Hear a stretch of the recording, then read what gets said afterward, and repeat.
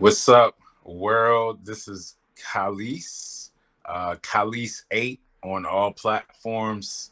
Shout out to Ghana, shout out to the motherland from the States right now. What's good? Hey there, wonderful viewers. Welcome back to GH Afric TV, where we bring you stories from around the world that will make you laugh, learn, and feel inspired. Today, we're thrilled to have you with us once again. So you're welcome to GH Afric TV, Kahlis. I'm your host, Nino, and I'm glad to have you here. We've been following your post for a while now, and we saw a video of you in Africa. If I may ask, can you share with us which African country you visited? I was in South Africa, Johannesburg. Okay. Based in Johannesburg.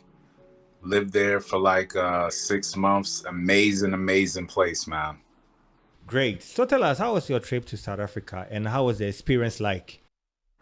Man, the first time I went, I went to a place called Name, Okay. and it's near CBD in Johannesburg. So it's in the heart of the city.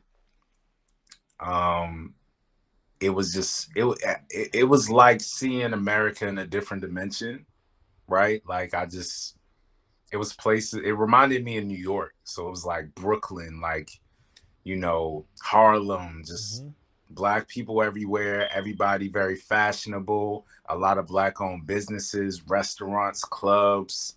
You hear the music, the Amapiano, bopping all night. So I was just in awe to be in a place where there was a lot of people that look like me, right? Because I'm not always used to that. And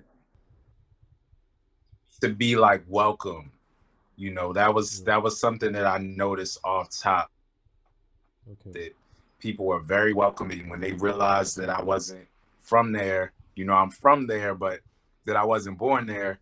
And so, it would be Sabona, which is hello in Zulu. And, they, if you don't greet them, they get mad. So I had to learn the greeting, and people were just very welcoming and loving.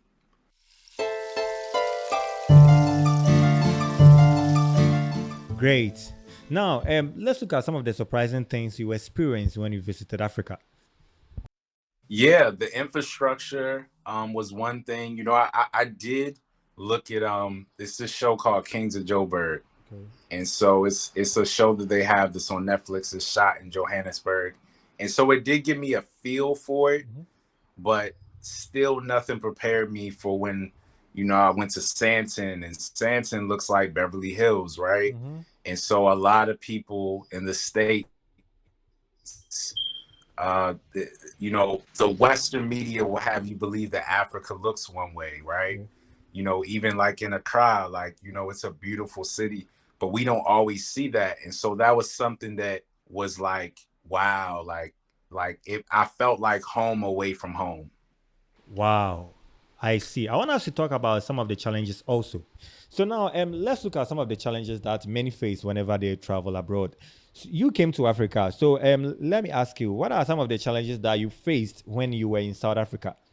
Yeah. I would say the biggest challenge is something they call load shedding, where you basically don't have power. Yeah, So yeah, you don't have power for maybe 8 hours at a time. It varies throughout the week. The cool thing is that they do have a schedule that'll let you know, oh, power's going to go out this time. But that was something that I had to get adjusted to. And so what I would do, my friend my house, and he had a backup generator. So when the lights would go out, I would either meditate sometimes and work on stuff. But depending on the time of day, I might slide to the restaurant, and then we go like, Carlos, it seems you're having some internet glitches over there. Can you come again? yeah. So they have something called load shedding, and when load shedding happens, the power goes out for like 8 hours a day. Okay. And so you have to, you got to be prepared for it. They have a schedule. And if you have to work at something, it's a wrap. Like if you do what we do, you need your network. And so one of my friends had a bar up the street from my house. And so I would go there. It was more like a lounge. Like they had couches. And so you could bring your laptop, you could eat something and chill. So I would go there, and then he would throw a party in the back when all the lights were out on the block.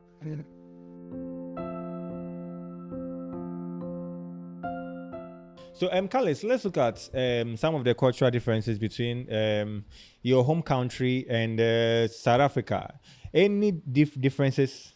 Yeah, I would say greeting people. You know that in the States, you know, you can walk down the street and not say nothing to people, right? Yeah. But in Johannesburg, they, you know, you walk by somebody. I remember I asked somebody for like the time or something, you know, just a regular question. They were so offended that I didn't say hi to them first. Wow. They were like, "What? Like you just gonna talk to me and not greet me?" And I was like, "Oh wow, like that's a big deal." And so, sense of community is one of the big differences I felt. You know, we do have, especially in LA, you know, a Black community with Leimert Park, and we, you know, we get together and we support each other, even with social justice issues. But as a whole, as a collective, I felt more of a sense of community in South Africa. Nice one. Off the top. Wow. Another cultural difference I'll say is the music. You know, where I'm a piano, you know, here we'll listen to rap, R&B. You know, Afro beats is trending the last couple of years, and now I'm a piano too.